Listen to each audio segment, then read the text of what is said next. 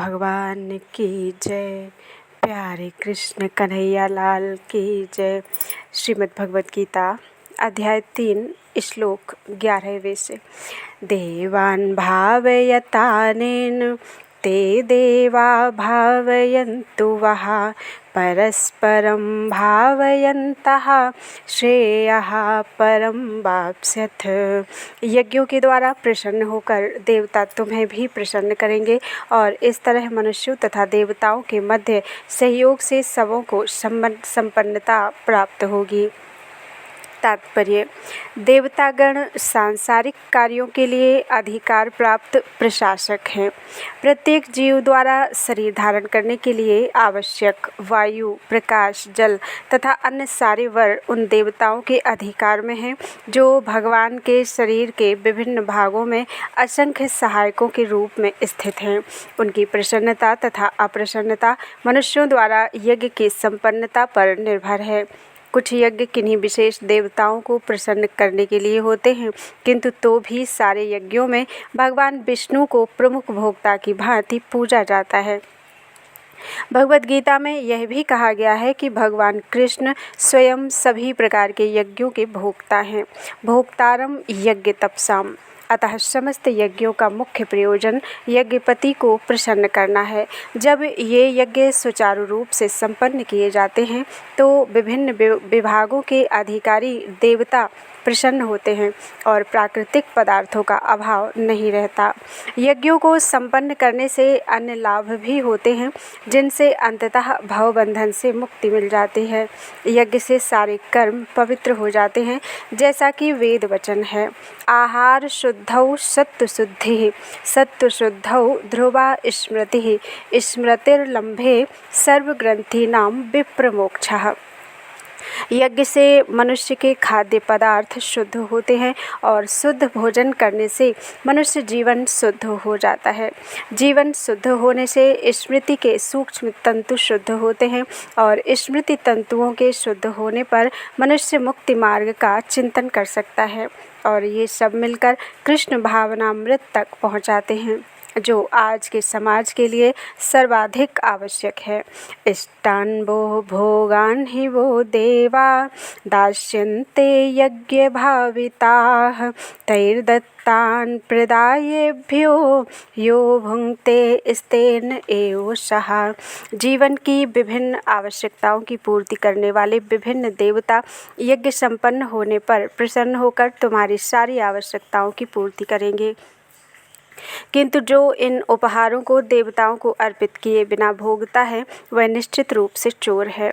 तात्पर्य: देवतागण भगवान विष्णु द्वारा भोग सामग्री प्रदान करने के लिए अधिकृत किए गए हैं, अतः नियत यज्ञों द्वारा उन्हें अवश्य संतुष्ट करना चाहिए।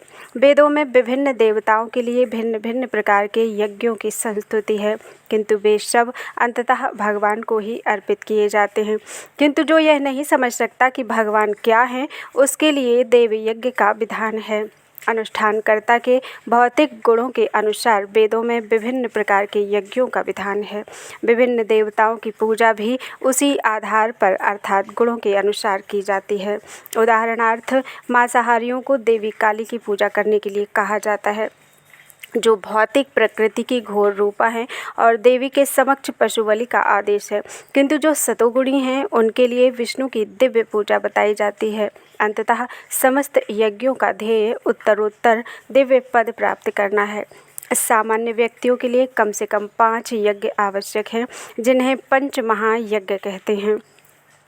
किंतु मनुष्य को यह जानना चाहिए कि जीवन की सारी आवश्यकताएं भगवान के देवता प्रतिनिधियों द्वारा ही पूरी की जाती हैं। कोई कुछ बना नहीं सकता। उदाहरणार्थ मानव समाज के भोज्य पदार्थों को लें। इन भोज्य पदार्थों में शाकाहारियों के लिए अन्न, फल, शाक, दूध, चीनी आदि हैं तथा मांसाहारियों के लिए मांस आदि, जिनमें से कोई भी पदार्थ मनुष्य नहीं बना सकता। एक और उदाहरण लें, यथा ऊष्मा, प्रकाश, जल, वायु आदि जो जीवन के लिए आवश्यक है, इनमें से किसी को बनाया नहीं जा सकता। परमेश्वर के बिना ना तो प्रचुर प्रकाश मिल सकता है, न चांदनी, वर्षा या प्रातःकालीन समीर ही, जिनके बिना मनुष्य जीवित नहीं रह सकता। स्पष्ट है कि हमारा जीवन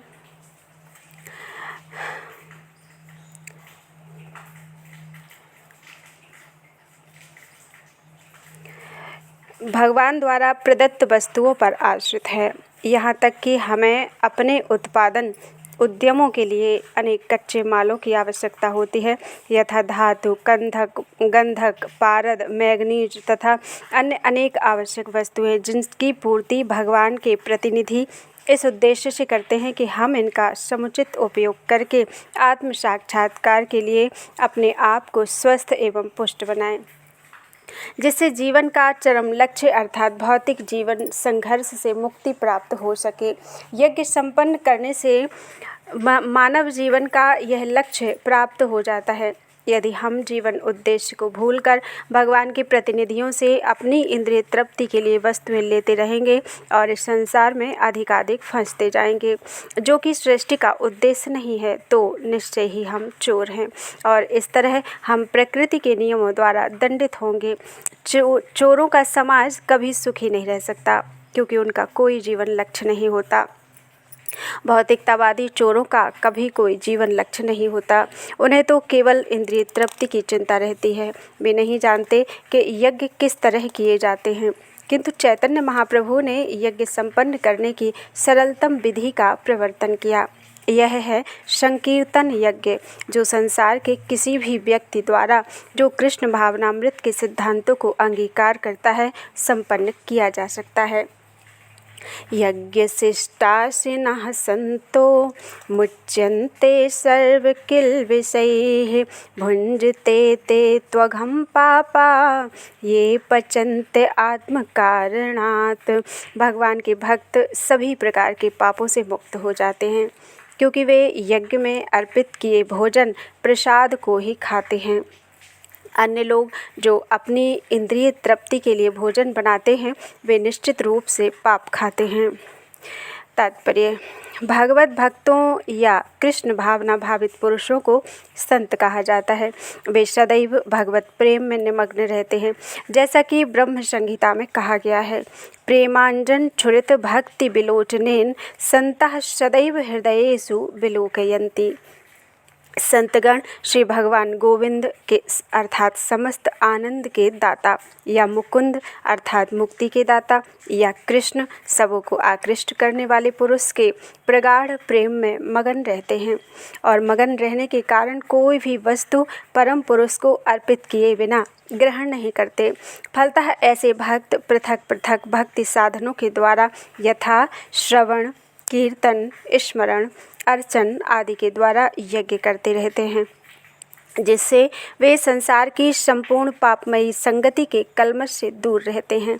अन्य लोग जो अपने लिए या इंद्रिय तृप्ति के लिए भोजन बनाते हैं, वे न केवल चोर हैं, अपितु सभी प्रकार के पापों को खाने वाले हैं। जो व्यक्ति चोर तथा पापी दोनों हो, भला वह किस तरह सुखी रह सकता है? यह संभव नहीं। अतः सभी प्रकार से सुखी रहने के लिए मनुष्यों को पूर्ण कृष्ण भावनामृत में संकीर्तन यज्ञ करने की सरल विधि बताई जानी चाहिए, अन्यथा संसार में शांति या सुख नहीं हो सकता।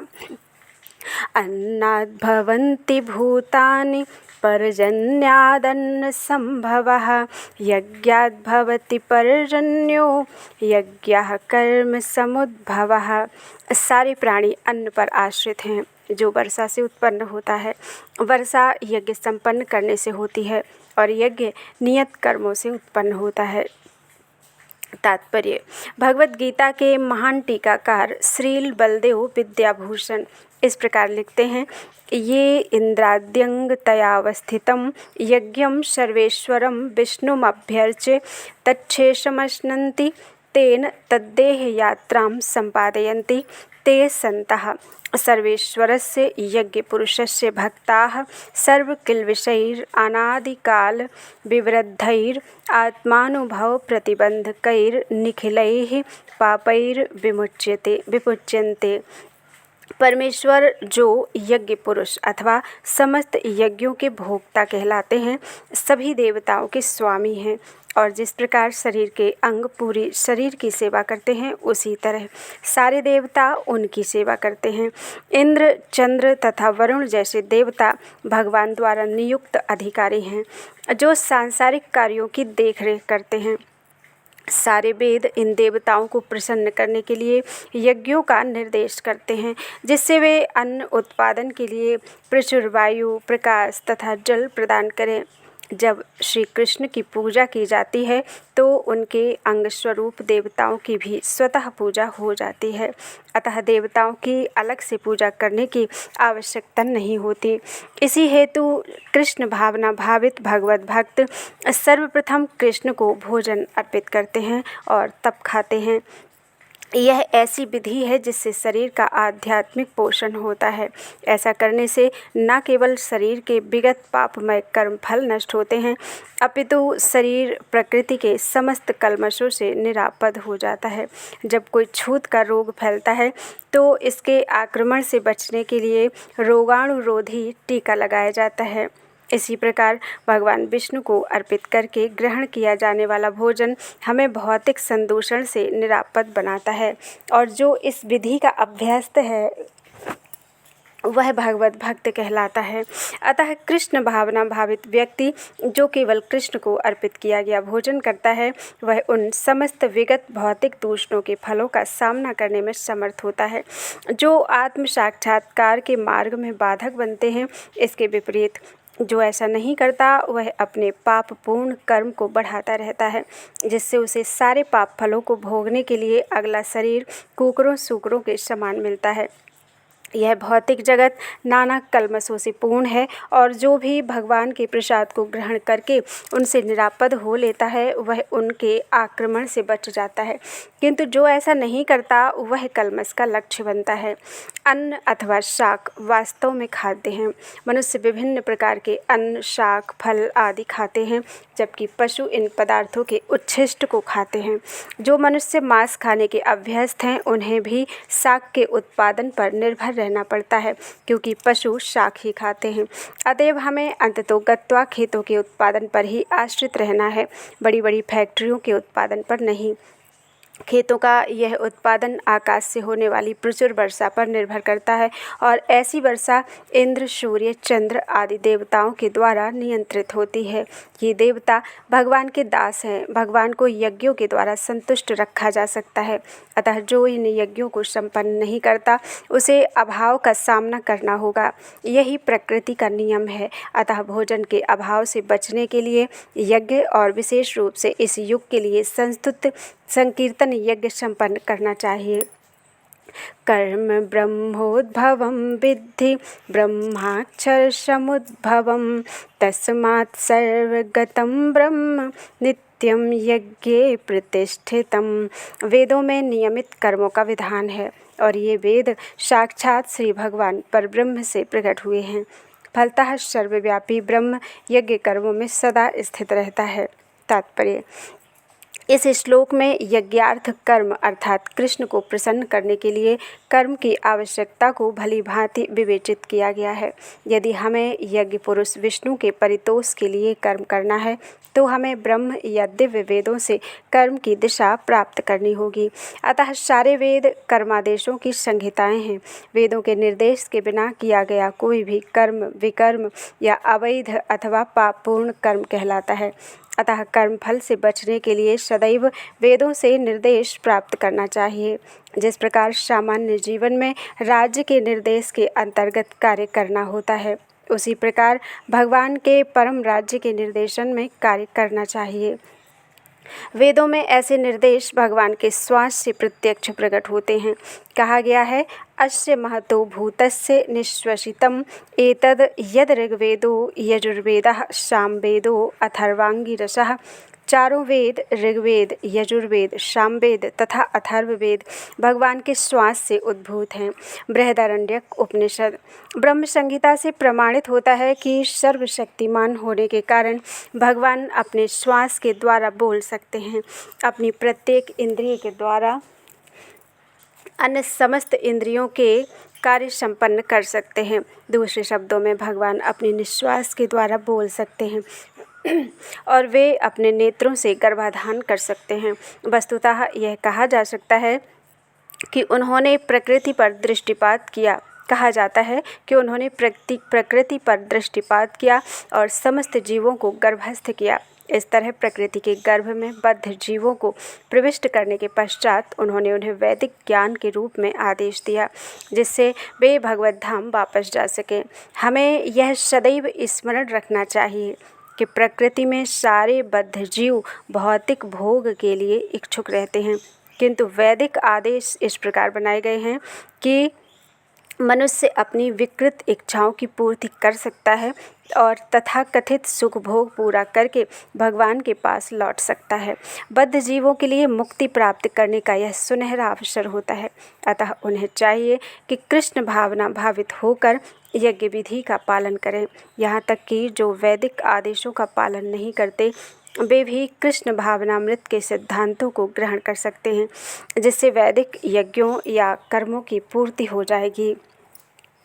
एवं प्रवर्तितं चक्रं नानुवर्तयति यः अघायुरिन्द्रियारामो मोघं पार्थ सजीवते। हे प्रिय अर्जुन, जो मानव जीवन में इस प्रकार वेदों द्वारा स्थापित यज्ञ चक्र का पालन नहीं करता वह निश्चय ही पापमय जीवन व्यतीत करता है। ऐसा व्यक्ति केवल इंद्रियों की तुष्टि के लिए व्यर्थ ही जीवित रहता है। तात्पर्य, इस श्लोक में भगवान ने कठोर परिश्रम करो और इंद्रिय तृप्ति का आनंद लो इस सांसारिक विचारधारा का तिरस्कार किया है। अतः जो लोग इस संसार में भोग करना चाहते हैं उन्हें उपर्युक्त यज्ञ चक्र का अनुसरण करना परम आवश्यक है। जो ऐसे विधि विधानों का पालन नहीं करता अधिकाधिक तिरस्कृत होने के कारण उसका जीवन अत्यंत संकटपूर्ण रहता है। प्रकृति के नियमानुसार यह मानव शरीर विशेष रूप से आत्म साक्षात्कार के लिए मिला है, जिसे कर्म योग, ज्ञान योग या भक्ति योग में से किसी एक विधि से प्राप्त किया जा सकता है। इन योगियों के लिए यज्ञ संपन्न करने की कोई आवश्यकता नहीं रहती, क्योंकि ये पाप पुण्य से परे होते हैं। किंतु जो लोग इंद्रिय तृप्ति में जुटे हुए हैं उन्हें पूर्वोक्त यज्ञ चक्र के द्वारा शुद्धिकरण की आवश्यकता रहती है। कर्म के अनेक भेद होते हैं। जो लोग कृष्ण भावना भावित नहीं हैं वे निश्चय ही विषय परायण होते हैं, अतः उन्हें पुण्य कर्म करने की आवश्यकता होती है। यज्ञ पद्धति इस प्रकार सुनियोजित है कि विषयोन्मुख लोग विषयों के फल में फंसे बिना अपनी इच्छाओं की पूर्ति कर सकते हैं। संसार की संपन्नता हमारे प्रयासों पर नहीं अपितु परमेश्वर की पृष्ठभूमि योजना पर निर्भर है, जिसे देवता संपादित करते हैं। अतः वेदों में वर्णित देवताओं को लक्षित करके यज्ञ किए जाते हैं। अप्रत्यक्ष रूप में यह कृष्ण भावनामृत का ही अभ्यास रहता है, क्योंकि जब कोई इन यज्ञों में दक्षता प्राप्त कर लेता है तो वह अवश्य ही कृष्ण भावना भावित हो जाता है।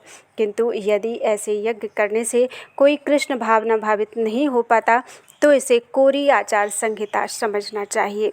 अतः मनुष्यों को चाहिए कि वे आचार संहिता तक ही अपनी प्रगति को सीमित करें, अपितु उसे पार करके कृष्ण भावनामृत को प्राप्त हों। यस्त्वात्मरतिरेव स्यादात्मतृप्तश्च मानवः आत्मन्येव च संतुष्टः तस्य कार्यं न विद्यते।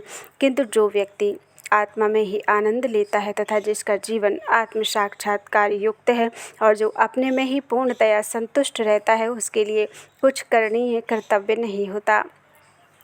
तात्पर्य, जो व्यक्ति पूर्णतया कृष्ण भावना भावित है और अपने कृष्ण भावनामृत के कार्यों से पूर्णतया संतुष्ट रहता है उसे कुछ भी नियत कर्म नहीं करना होता। कृष्ण भावना भावित होने के कारण उसके हृदय का सारा मैल तुरंत धुल जाता है, जो हजारों यज्ञों को संपन्न करने पर ही संभव हो पाता है। इस प्रकार चेतना के शुद्ध होने से मनुष्य परमेश्वर के साथ अपने संबंध के प्रति पूर्णतया आश्वस्त हो जाता है। भगवत कृपा से उसका कार्य स्वयं प्रकाशित हो जाता है, अतएव वैदिक आदेशों के प्रति उसका कर्तव्य निश्शेष हो जाता है। ऐसा कृष्ण भावना भावित व्यक्ति कभी भी भौतिक कार्यों में रुचि नहीं लेता और न ही उसे सुरा सुंदरी तथा अन्य प्रलोभनों में कोई आनंद मिलता है। नैव तस्य कृतेनार्थो नाकृते नेह कश्चन न चास्य सर्वभूतेषु कश्चिदर्थव्यपाश्रयः। स्वरूप सिद्ध व्यक्ति के लिए ना तो अपने नियत कर्मों को करने की आवश्यकता रह जाती है, ना ऐसा कर्म ना करने का कोई कारण ही रहता है। उसे किसी अन्य जीव पर निर्भर रहने की आवश्यकता भी नहीं रह जाती। तात्पर्य: स्वरूप सिद्ध व्यक्ति को कृष्ण भावना भावित कर्म के अतिरिक्त कुछ भी करना नहीं होता, किंतु यह कृष्ण भावनामृत निष्क्रियता भी नहीं है, जैसा कि अगले श्लोकों में बताया जाएगा। कृष्ण भावना भावित व्यक्ति किसी की शरण ग्रहण नहीं करता, चाहे वह मनुष्य हो या देवता। कृष्ण भावनामृत में वह जो भी करता है वही उसके कर्तव्य संपादन के लिए पर्याप्त है। तस्मादशक्तः सततं कार्यं कर्म समाचर, असक्तो ह्याचरन् कर्म परमाप्नोति पुरुषः। अतः कर्मफल में आसक्त हुए बिना मनुष्य को अपना कर्तव्य समझकर निरंतर कर्म करते रहना चाहिए, क्योंकि अनासक्त होकर कर्म करने से उसे परब्रह्म की प्राप्ति होती है। भक्तों के लिए श्री भगवान परम हैं और निर्विशेषवादियों के लिए मुक्ति परम है। अतः जो व्यक्ति समुचित पथ प्रदर्शन पाकर और कर्मफल से अनासक्त होकर कृष्ण के लिए या कृष्ण भावनामृत में कार्य करता है, वह निश्चित रूप से जीवन लक्ष्य की ओर प्रगति करता है। अर्जुन से कहा जा रहा है कि वह कृष्ण के लिए कुरुक्षेत्र के युद्ध में लड़े, क्योंकि कृष्ण की इच्छा है कि वह ऐसा करे। उत्तम व्यक्ति होना या अहिंसक होना व्यक्तिगत आसक्ति है, किंतु फल की आसक्ति से रहित होकर कार्य करना परमात्मा के लिए कार्य करना है। यह उच्चतम कोटि का पूर्ण कर्म है, जिसकी संस्तुति भगवान कृष्ण ने की है। नियत यज्ञ जैसे वैदिक अनुष्ठान उन पाप कर्मों की शुद्धि के लिए किए जाते हैं जो इंद्रिय तृप्ति के उद्देश्य से किए गए हों, किंतु कृष्ण भावनामृत में जो कर्म किया जाता है वह अच्छे या बुरे कर्म के फलों से परे है। कृष्ण भावना भावित व्यक्ति में फल के प्रति लेश मात्र आसक्ति नहीं रहती। वह तो केवल कृष्ण के लिए कार्य करता है।